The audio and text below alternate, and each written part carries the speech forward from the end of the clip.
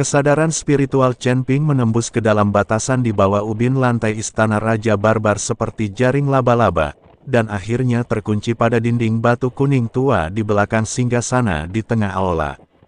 Dinding batu itu terlihat biasa saja, tetapi di dalamnya terdapat ukiran-ukiran kasar yang khas dari alam liar kuno, dan setiap garisnya dipenuhi darah dan penindasan kuno.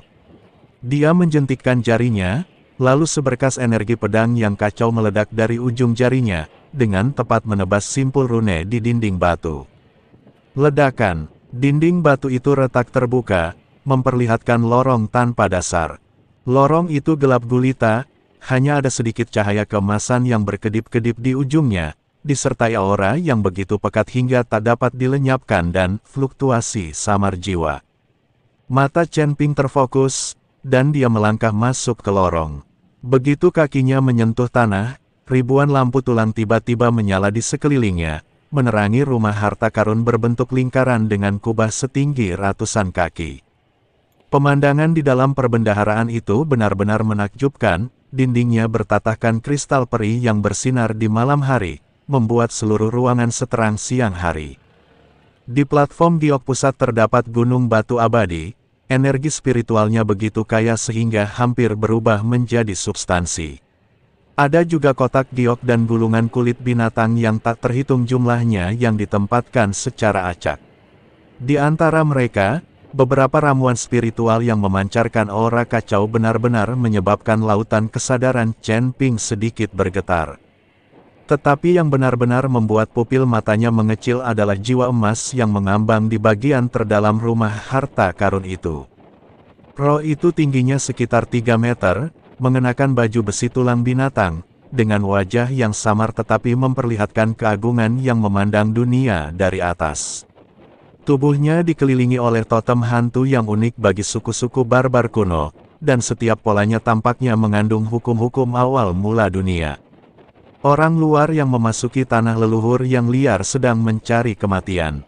Jiwa itu membuka mulutnya, dan suaranya bagaikan auman ribuan binatang, mengguncang seluruh rumah harta karun. Chen Ping hanya merasakan tekanan yang luar biasa dan tak tertahankan datang ke arahnya, yang lebih dari 100 kali lebih kuat daripada tetua agung sebelumnya, dan itu benar-benar menyentuh ambang alam semi-santo. Dia langsung mengaktifkan asal-usul waktu, dan wilayah kekuasaannya meluas dengan dahsyat, mencoba menekan lawan. Namun, sang roh hanya tersenyum dingin, melambaikan lengan jubahnya, dan gelombang udara keemasan sekeras besi menghantam wilayah Chen Ping. Dengan suara, krek, bidang waktu hancur seperti kaca. Dengan suara, krek, bidang waktu hancur seperti kaca. Chen Ping merasakan sesak di dadanya dan dikejutkan oleh gelombang udara hingga mundur 3 langkah, dengan jejak darah mengalir dari sudut mulutnya. Kamu hanya memamerkan dasar-dasar asal-usul waktu, dan kamu berani memamerkannya di hadapanku.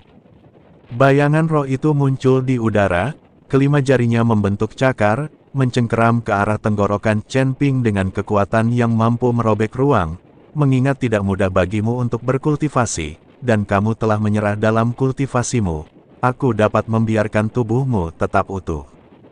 Mata Chen Ping dingin, dan energi sejati yang kacau di tubuhnya mengalir deras.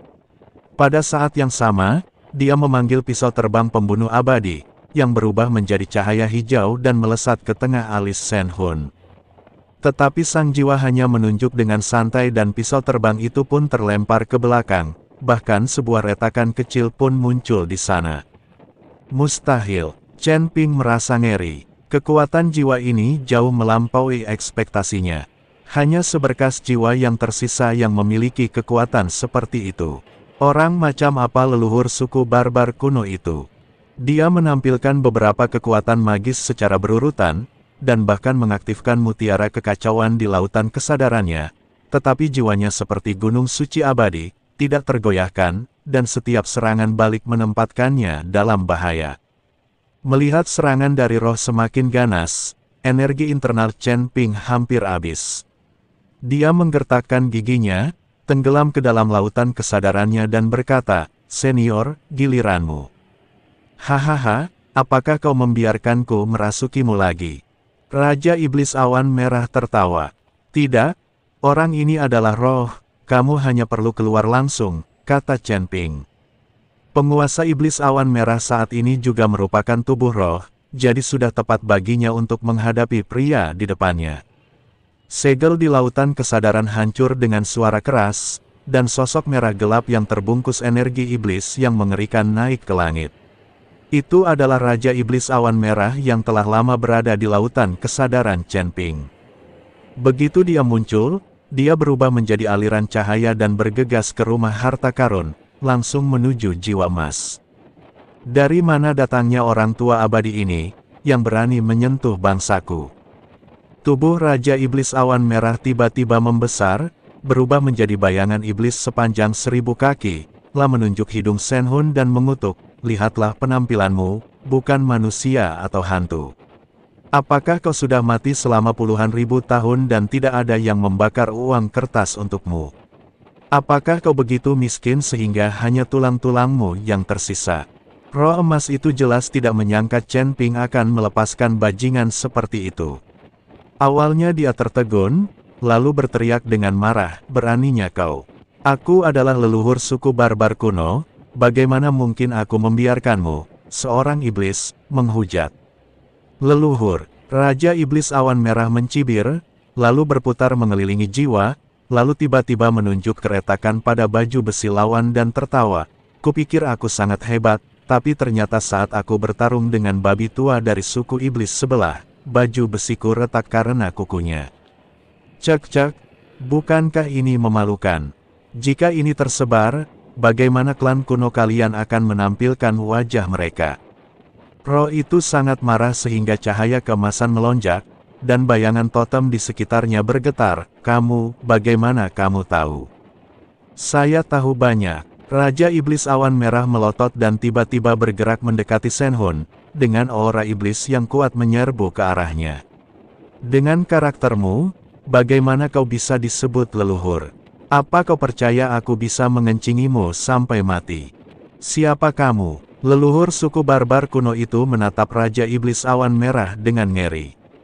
"Aku adalah Raja Iblis Ciyun." Raja Iblis Ciyun perlahan menyebutkan namanya. "Raja Setan Awan Merah." Leluhur suku barbar kuno itu tiba-tiba membelalakkan matanya. "Apa, kau mengenalku?" tanya Raja Iblis Awan Merah. "Tentu saja, ribuan tahun yang lalu, Anda membunuh puluhan ribu orang abadi dalam pertempuran di surga ke-9. Siapa yang tidak mengenal Anda?" Nenek moyang suku barbar kuno menyanjung Raja Iblis Awan Merah. Mendengar ini, Raja Iblis Scarlet Cloud merasa sedikit malu. Dia terkekeh dan berkata, "Seorang pahlawan tidak membanggakan prestasi masa lalunya. Aku hanya roh sekarang, dan tubuhku telah hancur. Karena kau mengenalku, maka tolong tunjukkanlah sedikit mukamu dan biarkan aku, adikmu, mengambil semua hartamu.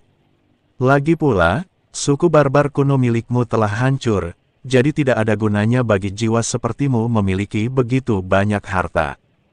Perkataan Raja Iblis Ciyun benar-benar menghancurkan pertahanan psikologis leluhur klan barbar kuno. Dia tidak menyangka bahwa klan barbar kuno miliknya telah dihancurkan. Nenek moyang suku barbar kuno memandang ejekan dan ancaman yang tak tersamar di mata Raja Iblis Awan Merah, lalu menatap Chen Ping yang tampak tersenyum di sampingnya, dan akhirnya menyadari bahwa ia telah bertemu dengan seorang pria tangguh. Dia tahu bahwa jika dia tidak setuju, dia akan kehilangan jiwa ini. "Baiklah, aku akan menyerahkan rumah harta karun ini kepadamu, tetapi aku harap kamu tidak akan menyentuh warisan klan kuno milikku. Setelah aku membangun kembali tubuhku, aku dapat membuat klan barbar kuno itu muncul kembali." Setelah leluhur suku barbar kuno selesai berbicara, dia berubah menjadi cahaya keemasan dan langsung tenggelam ke dalam lempengan batu jauh di dalam rumah harta karun, dan tidak ada gerakan lagi. Chen Ping menatap leluhur suku barbar kuno yang pergi, lalu menatap Raja Iblis Ciyun yang berdiri dengan tangan di pinggul dan tampak puas. Dia tidak bisa menahan senyum. Senior, aku tidak menyangka kamu begitu terkenal. Chen Ping memuji Raja Iblis Ciyun. Tentu saja, aku tak terkalahkan di bawah langit ke-9. Raja Iblis Awan Merah tersenyum penuh kemenangan. Kesadaran spiritual Chen Ping bergerak, dan jiwa Raja Iblis Ciyun langsung kembali ke lautan kesadarannya. Sialan, apa salahnya kau memintaku untuk tinggal di luar lebih lama lagi? Teriak Raja Iblis Awan Merah. Aku takut jiwamu akan terekspos terlalu lama dan rusak. Akan merepotkan jika kau tidak bisa membangun kembali tubuhmu, kata Chen Ping. Setelah Chen Ping mengatakan ini, Raja Iblis Ciyun tidak mengatakan apa-apa lagi.